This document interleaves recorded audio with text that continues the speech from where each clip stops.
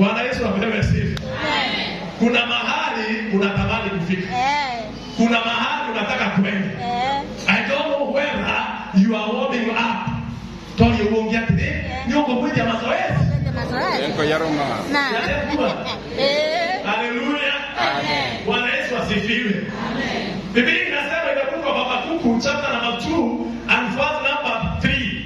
Ya kwamba throughout yote shetu ondaigende wakaikure manema itaneye tachura.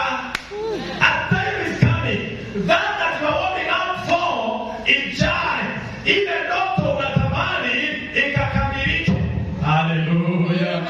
Bwana Yesu apewe sifa. Habakuku akaambiwa hata kama inakaa hata kama unaona ni kama haifiki, a time is coming. Lego alia moto roge tamuno, lego alia moto shate tamuno, lego alia moto koliate, odigo mapuno, odigo kwenye mazoezi muno, yate itero kinya, haya menao kinya. Haleluya.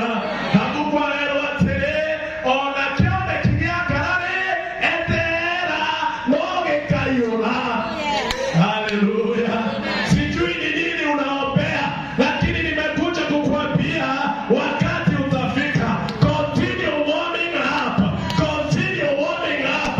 A time is coming and you'll be there. Hallelujah. Bwana Yesu asifiwe. Praise be to the Lord. Lakini kuna kitu tulikumbushwa. Wakati tulikuwa tunasoma Injili, nataka unielewe vizuri. Bwana Yesu asifiwe. Njoona kuja tena na kaona kuja tena. Si mazoezi tena. Praise the Lord.